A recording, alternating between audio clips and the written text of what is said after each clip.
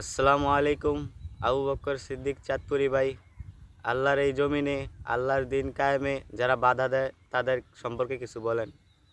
ওয়ালাইকুম আসসালাম।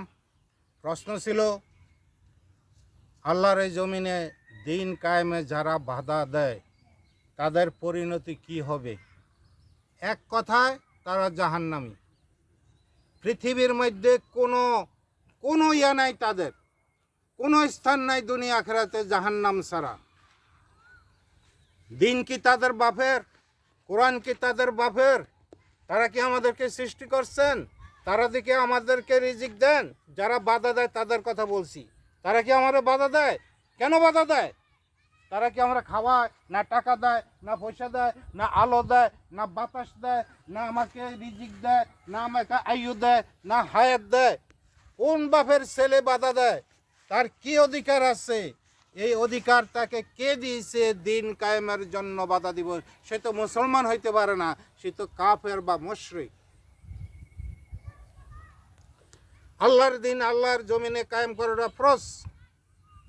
আমি একটা উদাহরণ দিচ্ছি, দিয়ে শেষ করব।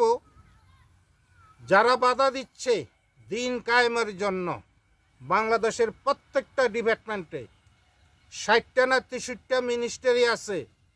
যেমন ব্যাংকিং, বিজনেস, তারপর কৃষি, তারপর ব্যবসায়িক, বিভিন্ন গবেষণা, এরকম 60টা মন্ত্রী আছে, 60টা সেক্টর আছে।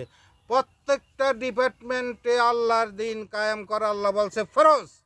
যারা বাধা দিবে তারা আল্লাহর বড় দুশ্মন, আল্লাহ রসুলের দুশ্মন।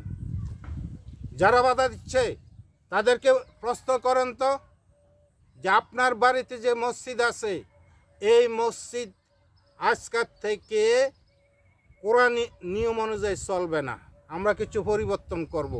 সূরা ফাতিহাকে পরিবর্তন করব, কুল রব্বিন নাস, আলাম তারা সূরাকে পরিবর্তন করব, নামাজের টাইমটা পরিবর্তন করব, আজান বাংলাতে দিব।